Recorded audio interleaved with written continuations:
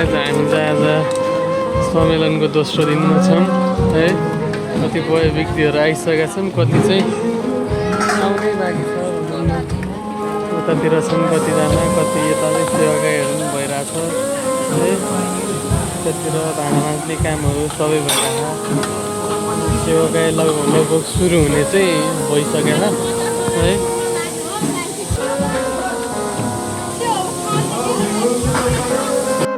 लगभग सबै खानासाना रेडी हुन लागिरह।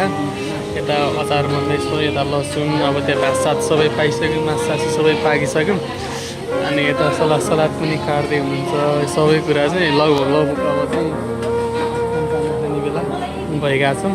यता भित्र चाहिँ सेवाकाई हुँदैछ। यता बाँकीले खाना, बाँकीले अचार, बाँकीले यता सलादहरू काट्दै हुनुहुन्छ।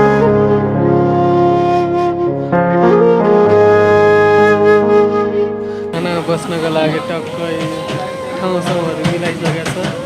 अब केही समयपछि अब चाहिँ खाने कुराहरू हुन्छ। अब 20 मिनटपछि चाहिँ टक्कै खाने यताउता गर्ने।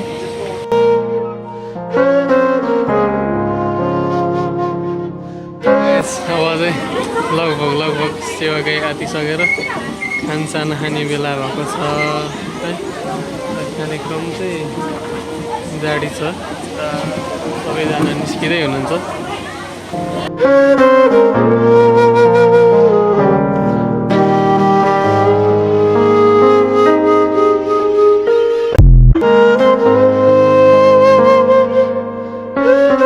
हेर्न सक्नुहुन्छ अब चाहिँ यहाँ खाना खाने टाइममा एलियालाई सबैजना खाँदै हुनुहुन्छ है। यता बाँड्नेहरू सबै टक्क लगाएर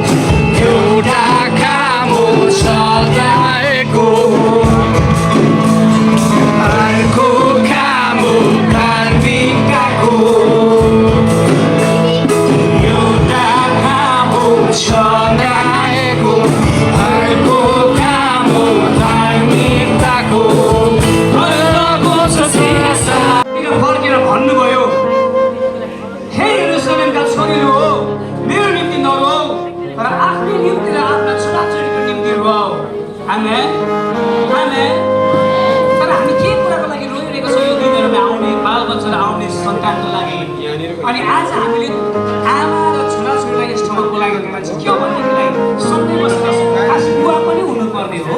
तर आज हामीले बुवालाई यहाँ बोलाउन सकेनौँ कारण घरमा तपाईँको काम गर्नुपर्ने हुन्छ। गाई होला, भैँसी होला, बाख्रा होला, घरको हरेक कुराहरू हेर्नुपर्ने गर्दाखेरि तपाईँहरूलाई हामी साँच्ची नै आमा छोराछोरीलाई मात्रै यस ठाउँमा बोलाएका छौँ। यो 2 दिन तपाईँले भरपूर लानु सक्नुहोस्।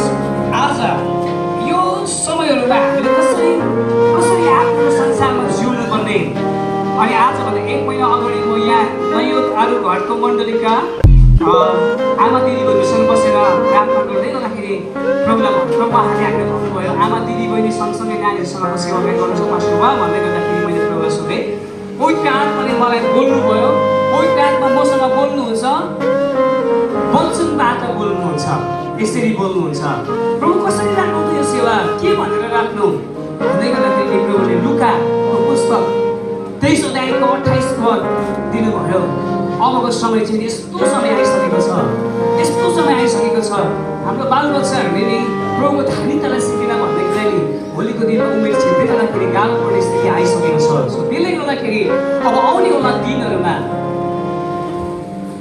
हाम्रो बालबच्चाहरूलाई प्रभुको सही धार्मिकताको बाटोमा हिँड्न जरुरी छ यो 2 दिन तपाईँले दिन तयार हुनुहुन्छ मैले चाहिँ मेरो छोरालाई स्कुल आज उसको इक्जाम छ मेरो सानो छोरा क्लास 8 मा पढ्दैछ उसको इक्जाम छ आज तरै पनि तिम्रो खाँचो छ गोर्खामा है यसो गर्दै गर्दाखेरि यिनीहरू कहिल्यै फेल हुँदैन है यिनीहरू कहिल्यै फेल हुँदैन हर समय फर्स्ट सेकेन्ड आएकै छ यो चाहिँ गवाही हो अब यो पनि म जान्दिनँ तर म यो भन्न